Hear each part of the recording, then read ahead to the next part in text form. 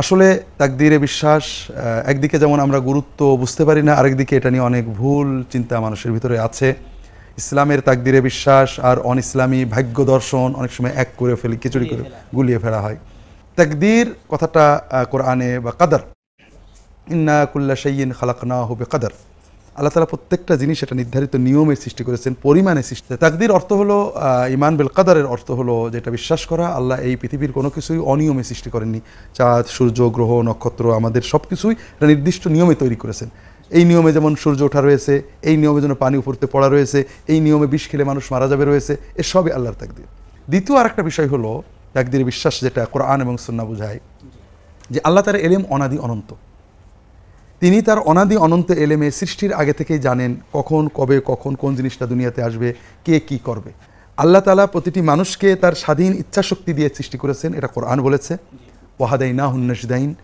কিন্তু মানুষ তার এই স্বাধীন ইচ্ছা ব্যবহার করে কি করবে এটাও আল্লাহ জানেন। যেমন আমরা সহজে বুঝতে পারি, আল্লাহ তাআলা আবু বকর এবং আবু লাহাবকে সৃষ্টি করেছেন। আল্লাহ তাআলা দুজনকেই স্বাধীন ইচ্ছা শক্তি দিয়েছিলেন। আল্লাহ তাআলা জানতেন যে আবু বকর তার স্বাধীন ইচ্ছাশক্তি ব্যবহার করে এইটা এটা করবে, আবু লাহাব তার স্বাধীন ইচ্ছাশক্তি ব্যবহার করে এইটা এটা করবে। আল্লাহ চাইলে তাদের এই ইচ্ছা নিয়ন্ত্রণ করে রবটের মতো তাদের ইচ্ছা ঘুরিয়ে তাদেরকে অন্যমুখী করতে পারতেন, তবে আল্লাহ তাআলা সাধারণত সেটা করেন না। আল্লাহ মানুষের স্বাধীন ইচ্ছা হস্তক্ষেপ করেন না, তিনি জানেন। তবে তিনি কোনো মানুষের খারাপ কর্ম বারবার বেছে নেওয়াতে অসন্তুষ্ট হয়ে তার প্রতি রহমত বন্ধ করে দিতে পারেন। মানুষের ভালো কর্মে মনের আবেগে ইচ্ছাশক্তিকে ভালো কাজে ব্যবহার করার কারণে তার প্রতি আরও দয়া করতে পারেন। তবে সাধারণভাবে আল্লাহ তাআলা মানুষের ইচ্ছাশক্তিতে হস্তক্ষেপ করেন না।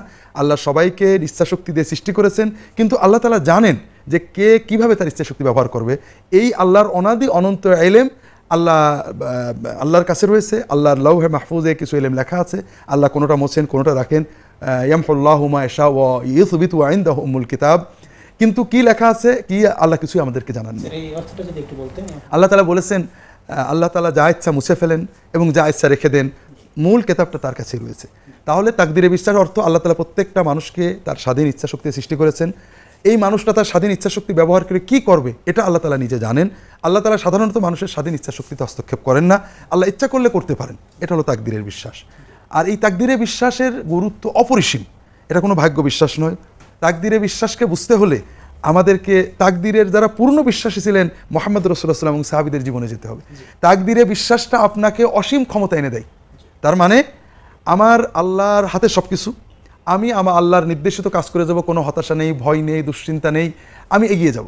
একটা জিনিস লক্ষ্য করুন, রাসূলুল্লাহ সাল্লাল্লাহু আলাইহি ওয়াসাল্লামকে আল্লাহ আগে থেকেই জানিয়েছিলেন আপনাকে আমি বিজয় দেব। ইন্নাল্লাযী ফারাদা আলাইকাল কুরআন রাদুকা ইলা মাআদ, তাকে আল্লাহ বিজয় দেবেন আল্লাহ বলেছেন, ওয়াদা করেছেন, তাকদীরের কথা আল্লাহ বলে দিয়েছেন। কিন্তু যখন আল্লাহ হিজরতের হুকুম করলেন তখন আল্লাহ রাসূল সাল্লাল্লাহু আলাইহি ওয়াসাল্লাম বলেননি যে আল্লাহ বিজয় দেবে আমি হেঁটে হেঁটে চলে যাব, আল্লাহর উপর ভরসা করে হাঁটতে থাকবো, অথবা আমি কিছু না করে চুপ করে বসে থাকবো আর ভাগ্যে যা আসা হবে না। তিনি সেই রাতের গভীরে ঘর থেকে বেরিয়েছেন, আলী রাদিয়াল্লাহু তাআলাকে শুয়ে রেখেছেন। তিনি যে পথে মদিনায় যেতেন ঠিক তার উল্টো পথে রাতের গভীরে যে সেই সাওর গুহায় উঠে রেখেছেন, সেই গুহায় উঠে 3 রাত থেকেছেন সেখানে। এইভাবে একজন মানুষের জন্য যত কিছু দুনিয়ার কৌশল অবলম্বন করা যায় প্রতিটি কৌশলই তিনি অবলম্বন করেছেন। তাহলে তাকদীরে বিশ্বাস কোথায়? আসুন দেখেন তাকদীরে বিশ্বাস কোথায়। যখন কাফেররা ওই পদ চিহ্ন খুঁজতে খুঁজতে সেই সাওর গুহার পাশে পৌঁছে গেল, চারিদিকে দেখতে লাগলো যে এই পর্যন্ত তো এসেছে, কোথায় গেল? রাসূলুল্লাহ সাল্লাল্লাহু আলাইহি ওয়াসাল্লাম, আমি সাওর গুহায় গেছি। সাওর গুহাটা এমন যে অনেকটা নিচু চালের মতো, আর মাটির থেকে উঠে উপরে যে বসা, এই দরজা দিয়ে ঢুকলে অর্থাৎ এই গুহার মুখটা দিয়ে ঢুকলে ভিতর দিকে উঠে বসতে হয়। যারা বাইরে থাকে তারা মাটিতে মাথা না লাগালে ভিতরে কি আছে দেখতে পাবে না, কিন্তু ভিতরে যারা আছেন তারা খুব সহজেই বাইরের মানুষদের পা দেখতে পান। যখন বাইরে মানুষরা হেঁটে বেড়াচ্ছে কাফেররা অস্ত্র শস্ত্র নিয়ে, হয়তো আবু বকর রাদিয়াল্লাহু তাআলা বললেন যে ইয়া রাসূলুল্লাহ এরা তো আমাদের কি উপায় হবে, আমাকে তো ধরে ফেললো। তখন রাসূলুল্লাহ সাল্লাল্লাহু আলাইহি ওয়াসাল্লাম কি বললেন? লা তাহজান ইন্নাল্লাহা মা'ানা, কোনো চিন্তা করো না, আল্লাহ আমাদের সাথে আছেন। এটা হলো তাকদীর বিশ্বাস। অর্থাৎ তাকদীরে বিশ্বাস আপনার হৃদয়কে সকল দুশ্চিন্তা থেকে মুক্ত করবে, যে আল্লাহর ফয়সালা যেটা আমাকে আল্লাহ বলেছেন আমি কাজ করেছি, আমি পড়ালেখা করেছি, চাকরি করেছি, ইন্টারভিউ দিয়েছি, আমি নদীতে ঝাঁপ দিয়েছি, আমি আল্লাহর নির্দেশ মতো সব করেছি, কিন্তু ফলাফল তো আল্লাহর হাতে, আল্লাহ জানেন। কাজে ওই জন্য আমার কোনো দুশ্চিন্তা নেই, আল্লাহ রহমান রহিম আমার রব, তিনি যেটা করবেন সেটা হবে। তাহলে তাকদীরে বিশ্বাস আমাদেরকে সকল দুশ্চিন্তা থেকে মুক্ত করে, কর্মে উদ্দীপনা দেয়, সকল হতাশা থেকে মুক্ত করে। এটা হলো তাকদীরে বিশ্বাস, কর্ম করতে উজ্জীবিত করে, হতাশা থেকে মুক্ত করে।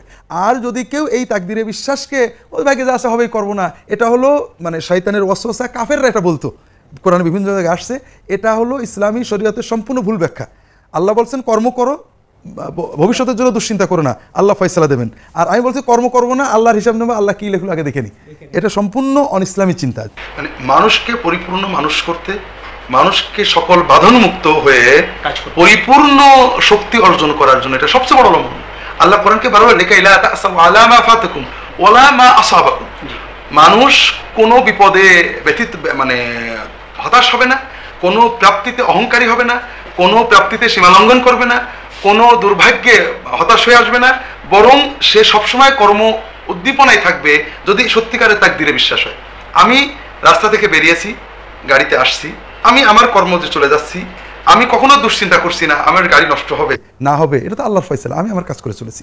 আর তাকদীরে বিশ্বাসের সত্যিকারের প্রয়োগ রাসূলুল্লাহ সাল্লাল্লাহু আলাইহি ওয়াসাল্লাম একটা হাদিসে খুব সুন্দরভাবে শিখিয়েছেন। তাকদীরে বিশ্বাস কিন্তু কর্মের আগে নয়, কর্মের সাথে, কর্মের পরে।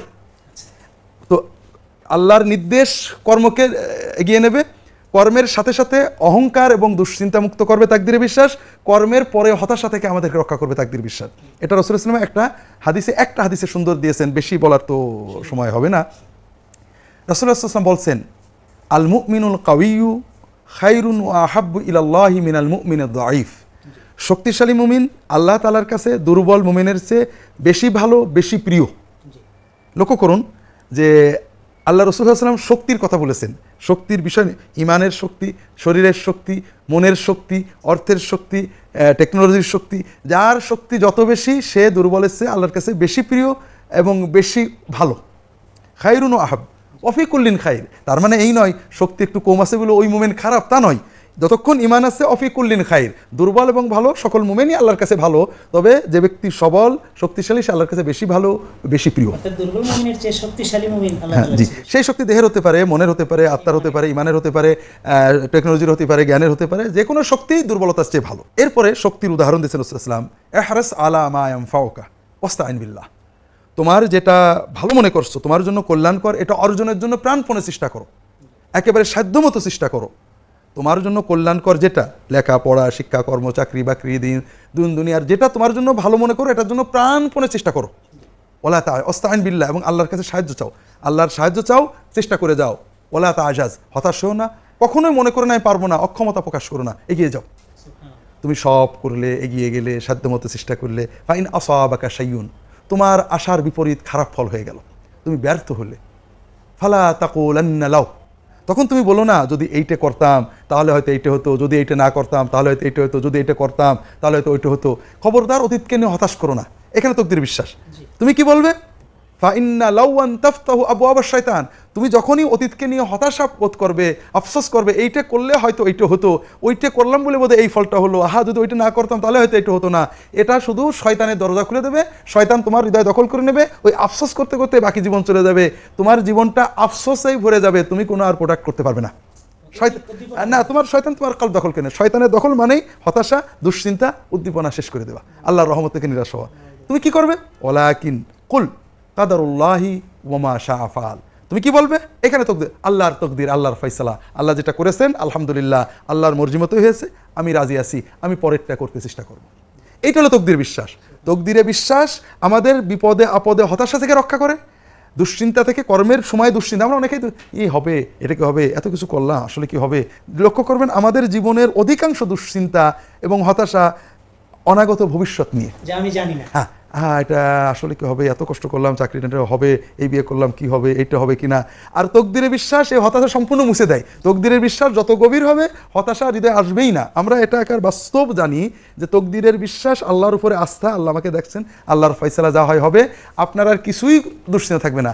আপনি গর্তে পড়ে গেলেও আপনার মনের ভিতরে যেটা হবে যে না, আল্লাহ তাআলা আমার জন্য এটা ফয়সালা করছেন, আলহামদুলিল্লাহ, এর ভিতরে নিশ্চয়ই ভালো আছে, আমি এগোতে থাকি। এটাতে কি মজার, কি আনন্দের, এটা মানে একবার প্র্যাকটিস না করলে বোঝা যাবে না। তাকদীরে বিশ্বাস আমাদেরকে জীবনের যত হতাশা, যত দুশ্চিন্তা, এইটা করছি কি হবে। প্রতিটি মানুষ কর্ম করে আর দুশ্চিন্তা করে, ধান বনে দুশ্চিন্তা করে, জাল ফেলে দুশ্চিন্তা করে, ছেলেকে স্কুলে দেয় দুশ্চিন্তা করে, পরীক্ষা দেয় দুশ্চিন্তা করে, শুধু ভবিষ্যৎকে নিয়ে। আর ভবিষ্যৎ কেন্দ্রিক সকল দুশ্চিন্তা আল্লাহ তাআলা আমাদের অন্তর থেকে মুছে দেন এই তকদির বিশ্বাসের মাধ্যমে। এবং আপনার এই কথা দ্বারা এটাও প্রমাণিত হলো যে ভবিষ্যৎ কেন্দ্রিক যে দুশ্চিন্তাগুলো আমরা করি এগুলো আসলেই অনর্থক এবং অবৈধ। এটা তো আমরা জানি না ভবিষ্যতে কি হবে, জানেন আল্লাহ তাআলা। না, এখানে অবৈধতার বিষয়টা হলো অন্যটা, সেটা হলো আল্লাহর রহমত থেকে যে আল্লাহ আমাকে সে আল্লাহ আগামীকালের ফলটা খারাপ করবে, এই আল্লাহ আমাকে রহমত করবে না, এটা তো নাজায়েজ বিষয়। আমরা বরং আস্তে নেব, অবশ্যই ভালো করবে আল্লাহ, অবশ্যই ভালো করবে, ভালো চান এবং ভালো করবেন। মুমিনের জন্য যেটা ভালো সেটাই করবেন, সেটা হয়তো নগদ ফলাফল একটু 19-20 হতে পারে, কিন্তু ওটা আমার জন্য ভালো আনবে। দ্বিতীয় আরেকটা বিষয়, সেটা হলো তকদিরে বিশ্বাস যেমন আমাদেরকে হতাশা থেকে সম্পূর্ণ মুক্ত করে, আগত জন্য দুশ্চিন্তাতে মুক্ত করে, ফল ঘটে যাওয়ার পরে অতীতকে নিয়ে আফসোস থেকে মুক্ত করে, আবার যদি প্রাপ্তি হয় প্রাপ্তির অহংকার থেকে বাঁচাই।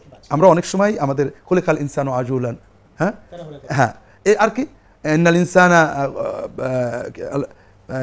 খুলিকা হালুয়ান ইযা মাসসাহু শাররু জাজুয়ান ইযা মাসসাহুল খায়রু মানুয়ান। আমরা বিপদে পড়লে হতাশ হয়ে যায়, কি হলো, এটা হলো না সেটা হলো, আর যদি কিছু পাই অহংকারী হয়ে যায়। এটা আমাদের বাস্তব।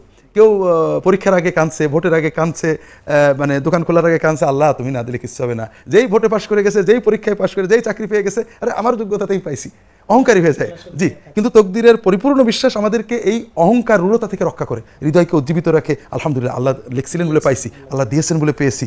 কাজেই মানুষের হৃদয়ের পরিপূর্ণ শান্তি, হতাশা দুশ্চিন্তা থেকে মুক্তি, অতীতকে নিয়ে হতাশা থেকে মুক্তি, ভবিষ্যৎ নিয়ে দুশ্চিন্তা মুক্তি, অহংকার থেকে মুক্তি। লেখাই লা তাসাউ আলা মা ফাত ওয়ালা তাফরাহু বিমা আতাকুম। না আমরা অহংকারী হব, না আমরা দুশ্চিন্তা পড়ব। এই স্থিতিশীল হৃদয় অর্জন করতে আমাদেরকে তকদির বিশ্বাস সাহায্য করে। রাসূলুল্লাহ সাল্লাল্লাহু আলাইহি ওয়াসাল্লাম জীবনে যদি আমরা আলোচনা করি, ওহদের যুদ্ধে, বদরের যুদ্ধে, হিজরতের সময়ে, সকল কর্মে আমরা এটা বারবার এর নমুনা পাবো। জি জি, আপনি বলছিলেন স্যার যে কিছু সাহাবায়ে কেরামের জীবন থেকে আমরা এর কিছু নমুনা নিতে পারি। আমাদের অল্প একটু সামান্য সময় আছে, আমাদের যদি দুই একটি উদাহরণ বলতেন যে সাহাবায়ে কেরাম কিভাবে তাকদীরে বিশ্বাস করে নব উদ্দীপনায় জীবন পরিচালনা করতেন, দুই একটি উদাহরণ দিবেন। রাসূলুল্লাহ সাল্লাল্লাহু আলাইহি ওয়াসাল্লামের জীবনে আমাদের জন্য সর্বোত্তম আদর্শ রয়েছে। রাসূলুল্লাহ সাল্লাল্লাহু আলাইহি ওয়াসাল্লামের জীবন দেখতে পাবো আমরা, জীবনে কখনো তিনি হতাশ হননি, কখনো হতাশ হননি। আসলে হতাশ হবো কেন? আমি যদি বুঝি যে আমি আমার আল্লাহর নির্দেশ মতো কাজ করে চলেছি, ফয়সালা তো আল্লাহর হাতে। কাজেই হতাশা, তিনি কোনো মানে অত্যাচার, সর্বোচ্চ যেটা করেছেন আল্লাহর কাছে সবর করেছেন, আল্লাহ তুমি যেটা চাও এটাতে আমি রাজি আছি, তবে তুমি যদি আমাকে এইটা দাও তাহলে ভালো হয়। কখনো হতাশ হননি। ওহদের যুদ্ধে, বদরের যুদ্ধে 300 সৈন্যকে নিয়ে 1000 সৈন্যের বিরুদ্ধে তারা আসছে মদিনা আক্রমণ করতে, মদিনার দ্বার প্রান্তে পৌঁছে গেছে। অনেকে মনে করে রাসূল সাল্লাল্লাহু আলাইহি ওয়াসাল্লাম মক্কা লোকদের যুদ্ধ করতে গেছিলেন, আর মক্কাবাসীরা মদিনার দ্বার প্রান্তে পৌঁছে গেছে যুদ্ধ করতে, মাত্র 300, ওদিকটা অনেক দূরে চলে এসেছে। যাই হোক, সেখানে মাত্র 300 জন সাথী নিয়ে যুদ্ধ করবেন, আল্লাহর উপর সম্পূর্ণ ব্যবস্থা গ্রহণ করে এরপরে আল্লাহর কাছে দোয়া করেছেন, আল্লাহ তুমি যেটা ফয়সালা করো। তো এইভাবে আমরা সাহাবীদের জীবনে এরকম রয়েছে, হয়তো আবু বকর রাদিয়াল্লাহু আনহু, ওমর রাদিয়াল্লাহু তাআলার জীবনে প্রত্যেকে মানে কখনোই ফলাফলের জন্য হতাশ হননি। এটা আরও বিস্তারিত বলতে গেলে অনেক সময়ের প্রয়োজন।